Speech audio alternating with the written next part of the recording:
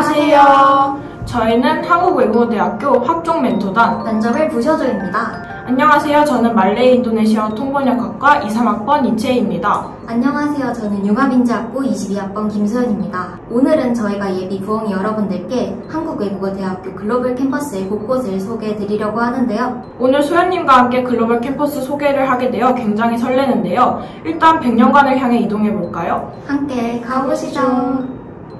채희님께서는 보통 어느 건물에서 수업을 들어보셨나요? 저는 주로 전공 수업은 어문학관, 교양 수업은 교양관, 대학 영어 수업은 100년관 이렇게 총 3건물에서 강의를 들어봤어요. 어문학관과 교양관은 바로 앞 건물이라 여유롭지만 100년관과 어문학관, 교양관은 거리가 상당해서 시간표를 만들 때 조심해야 해요.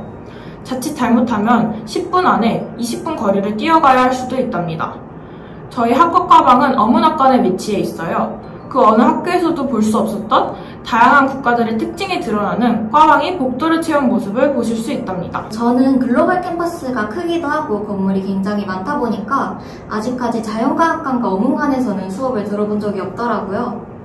융합인재학부는 보통 100년관에서 전공 수업을 진행하다 보니까 100년관을 가장 많이 찾게 되는 것 같아요.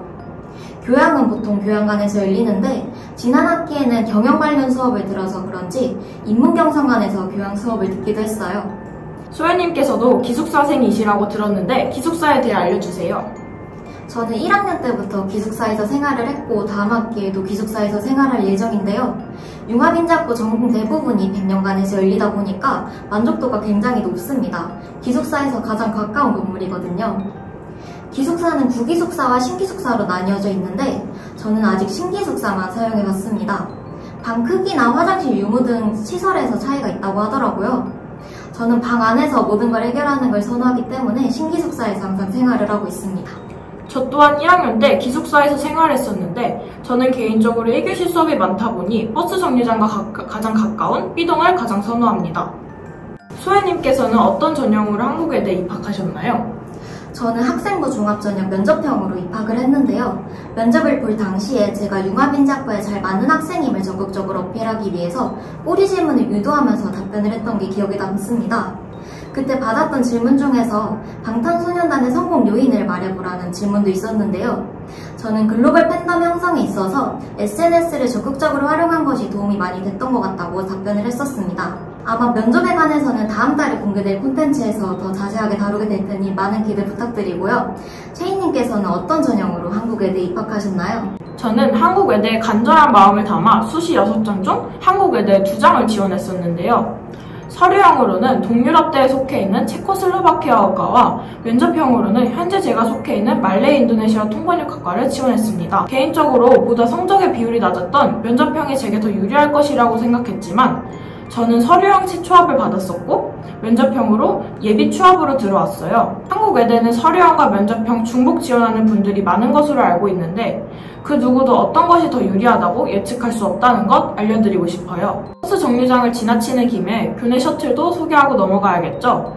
글로벌 캠퍼스에는 빵차라고 불리는 셔틀이 있는데요. 지금은 네이비색의 관광버스가 다니지만 예전에는 빵 모양의 버스가 다녔다고 해서 빵차라는 명칭이 사용된 것이 지금까지 이어졌다고 합니다. 종점인 인문경성관부터 학교 밖 사거리까지 운행하는 버스입니다. 빵차의 배차 간격은 10분 정도인데 너무 길지도 짧지도 않고 딱 적당하다고 생각이 들어요. 이 외에도 100년간이 종점을 하는 광역버스도 몇 대 다니고 있는데요. 외대 입구까지는 무료로 타고 다닐 수 있어서 학생들이 많이 이용하는 편입니다. 외대에는 정말 많은 공부 스팟들이 있죠. 채희님께서는 보통 어디서 공부를 하시나요? 저는 개인적으로 100년간 라운지나 도서관을 애용하는 편이에요. 기숙사 방에서 공부하다 보면 어느새 딴짓하고 있는 저를 발견해서 주로 나와서 공부하는 편입니다. 저는 종종 너무 조용한 환경이 부담스러울 땐 100년간 라운지를 이용하고 정말 빡 집중해야 할 때는 도서관에 가는 것 같아요. 도서관은 한국외대 어플에서 자리 예약도 할 수 있어서 원하는 자리를 선택할 수 있어서 좋아요. 저는 아무래도 전공 수업이 100년간에서 열리다 보니까 공강 시간에는 100년간 라운지나 3층 열람실에서 공부를 하는 편인데요. 100년간 라운지 옆에 마련되어 있는 스터디룸을 대실해서 이용한 적도 많아요. 지난 학기엔 인문경상관에서 강의를 듣다 보니까 인문경상관 스터디룸에서 팀 프로젝트를 한 적도 많았어요. 가장 집중이 잘 되는 장소를 한 군데 꼽아본다면 바로 기숙사 열람실인데요. 독서실 책상도 있고 탁 트여 트여 있는 자리도 있기 때문에 자리를 옮겨가면서 공부를 할 수 있어 집중이 잘 되더라고요. 이외에도 공학관, 어문관 등의 열람실이 마련되어 있고 도서관 열람실도 이용 가능하니까 나만의 공부 장소를 찾아보시는 건 어떨까요? 외대에 어문계열만 있는 건 아니지만 공교롭게도 저와 채희님 둘 다 전공어를 하나씩 가지고 있잖아요. 어문관을 지나가는 김에 전공어에 대한 이야기도 해보면 좋을 듯해요. 저는 융합인자학부에서 영어 통번역을 전공하고 있는데 통번역을 공부하며 동기들끼리 가장 많이 하는 말이 바로 한국어를 잘해야 돼인 것 같아요. 외국어를 한국어로 옮기고 반대로 한국어를 외국어로 옮기는 과정을 거쳐야 하다 보니까 결국엔 한국어 실력이 출중하게 받쳐줘야 좋은 통번역사가 될 수 있겠더라고요. 그래서 학과 공부와 별개로 다양한 유형의 한국어 텍스트를 틈틈이 접하면서 전문 용어나 표현을 익히려고 노력하는 중이에요. 저는 저희 학과 이름에도 나와 있듯이 말레이어와 인도네시아어 두 언어를 배운답니다. 흔히 같은 언어라고 생각할 수 있겠지만 단어의 차이가 있어요. 친구라는 뜻을 말레이어에서는 까완이라고 하며 인도네시아어로는 뜨만이라고 하는 것처럼 단어가 달라요. 초반에는 인도네시아어 수업 시간에 말레이어를 쓰기도 하고 많이 헷갈렸었는데 지금은 어느 정도의 구분이 되는 것 같아요.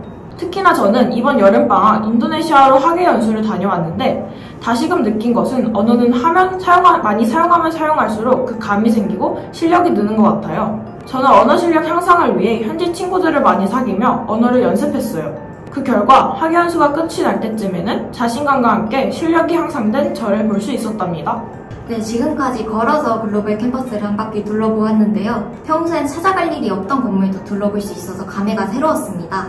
2학년이 되었는데도 아직까지 잘 모르는 건물이 있다는 게 참 신기하기도 했는데요. 아무래도 캠퍼스가 너무 넓어서 그런 거겠죠? 그럼요. 저도 오늘 넓은 캠퍼스를 다시 한번 실감했답니다. 이제 벌써 수시 원서 접수가 얼마 남지 않았는데 우리 외대에서 만나요. 안녕. 안녕.